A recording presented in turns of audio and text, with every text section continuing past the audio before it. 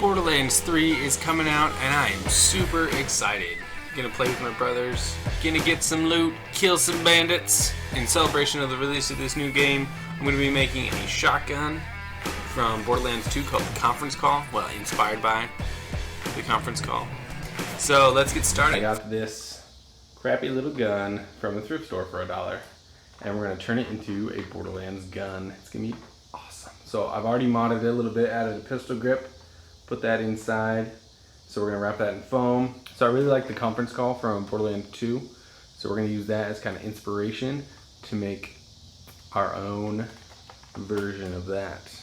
So we're gonna slice and dice this up, cover it in foam, give it a sweet paint job, and hopefully it'll be a sweet gun. Let's do it.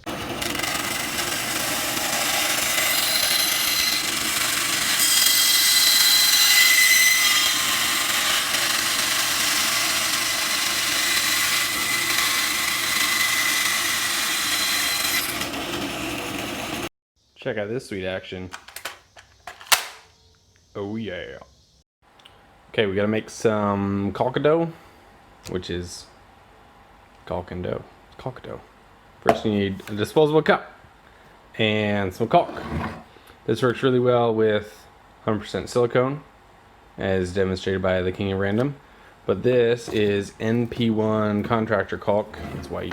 Where the heck is the label? I don't know. There it is, Master Seal. Oh my goodness. Ugh. Master Seal NP1. It's an oil-based caulk. It's called butyl rubber, and it also works really well. I haven't tried any other caulks, but yeah, this one works okay. So all you gotta do, this is a super old tube that's been out in the heat, so it's not the greatest consistency. But all you gotta do is, oh yeah, see, it's super tight. It's like seizing and half cured already. Let me put this down for a second. Yeah, that's what happens when you push it too hard. It comes busted out the side of the can. Anyway, this is an old tube, so it's fine. And I think we got enough in there. Let me clean this up and then we'll add cornstarch.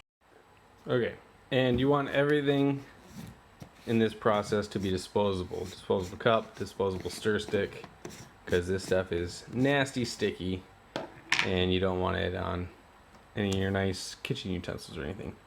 So just sprinkle in a little bit of cornstarch, Argo cornstarch,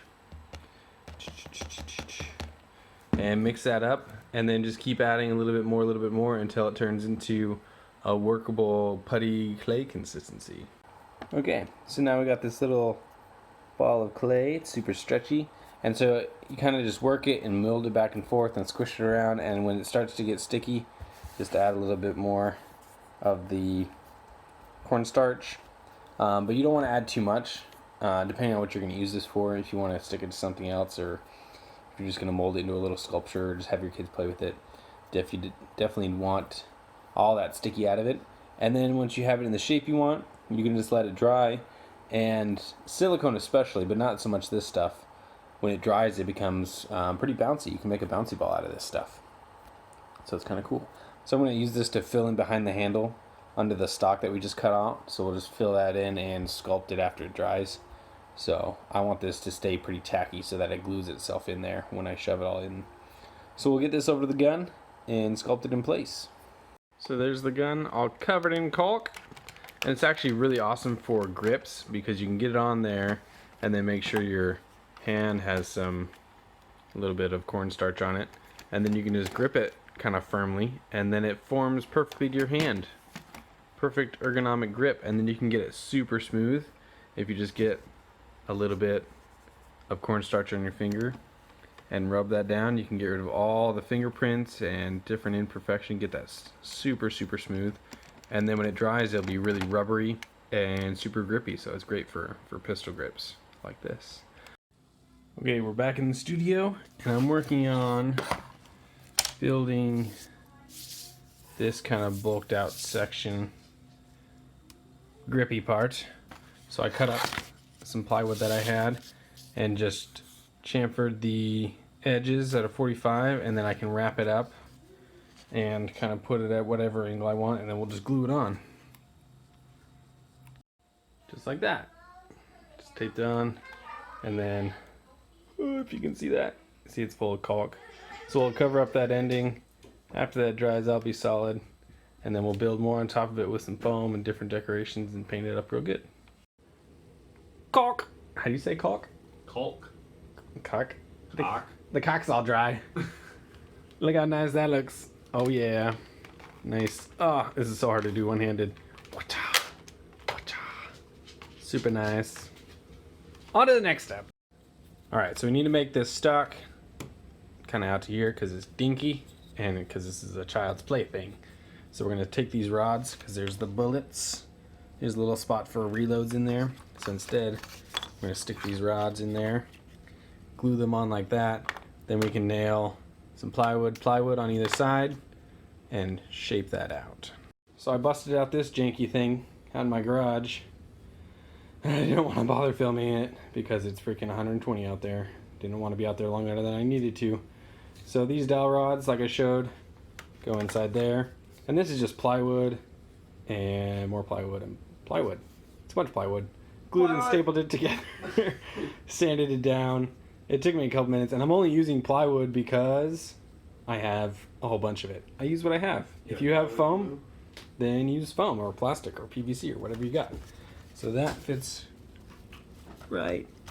I swear it goes in there. Haha. Goes right there like that. Makes that stock bigger. So then we'll fill in this transition, kind of wrap this with foam, add some of this little extra details around, and it'll be real sweet. So I viciously punched a hole right through the gun for your thumb to go in. It's pretty comfy. It's nice. Where did it go? There's the hole. But in the process of doing that, I broke the trigger mechanism. So the spring came out of this, and it doesn't work anymore. So we'll have to figure out a workaround for that, because I can't really get back in there and fix that trigger. So we might put a little tiny spring like right up inside there and kind of hide it. We'll have to figure that out, because I really want the trigger to work. But yeah, put a little stock extension on that, and then a little bit of extra accoutrement to this. I don't even know what you would call this little handle thing. Then we got some sights. So yeah, it's coming along. I apologize that I'm not showing you the full process. You just like make stuff up with your foam and glue it on. It's not that difficult. But yeah, it's almost ready for paint. I'm gonna fill this with some more caulk dough and then shove my thumb through it. So that'll work out.